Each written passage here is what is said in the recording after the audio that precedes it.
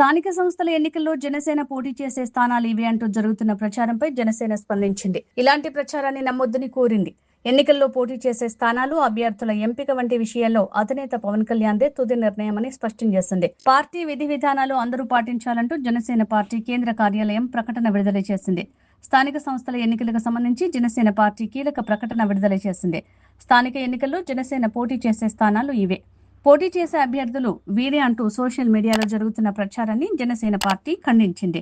ఈ రకమైన ప్రచారాన్ని ఎవరూ విశ్వసించొద్దు అంటూ జనసేన పార్టీ కేంద్ర కార్యాలయం ప్రకటన విడుదల చేసింది. అలాగే కొన్ని చోట్ల అభ్యర్థుల పేరుతో తీర్మానాలు చేస్తున్న విషయం తమ దృష్టికి వచ్చిందన్న జనసేన అధిష్టానం పార్టీ విధి విధానాలు, క్రమశిక్షణను అందరూ పాటించాలని సూచించింది.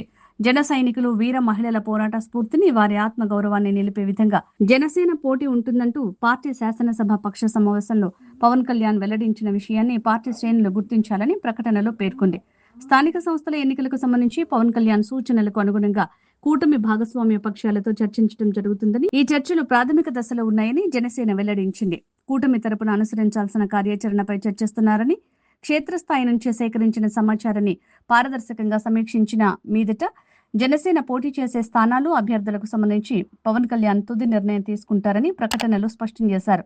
మరోవైపు స్థానిక సంస్థల ఎన్నికల్లో అనుసరించాల్సిన విధి విధానాల రూపకల్పనకు జనసేన పార్టీ 14 మందితో కమిటీ ఏర్పాటు చేసిన సంగతి తెలిసిందే. ఈ కమిటీ విధి విధానాలు రూపొందించడంతో పాటు క్షేత్రస్థాయిలో జన సైనికుల ఆలోచనల్ని పరిగణనలోకి తీసుకుంటుంది. మరోవైపు ఇటీవల నిర్వహించిన శాసనసభాపక్ష సమావేశంలో స్థానిక సంస్థల ఎన్నికల్లో జనసేన పోటీపై పవన్ కళ్యాణ్ కీలక వ్యాఖ్యలు చేసిన సంగతి తెలిసిందే. వైసీపీ పాలనకు తెరదించేందుకు సార్వత్రిక ఎన్నికల సమయంలో జనసేన పార్టీ 21 సీట్లకు పరిమితమైందన్న పవన్ కళ్యాణ్ ఆ వ్యూహం ఆ సార్వత్రిక ఎన్నికలకేనని స్పష్టం చేశారు. స్థానిక ఎన్నికలకు ప్రాంతాల వారీగా ఆ ప్రాంత రాజకీయ, సామాజిక పరిస్థితులను అనుసరించి వ్యూహాలు ఉంటాయని, అందుకు తగ్గట్టు స్థానిక ఎన్నికల్లో జనసేన ప్రభావశీలంగా మెరుగైన స్థాయిలో నిలబడుతుందని స్పష్టం చేశారు.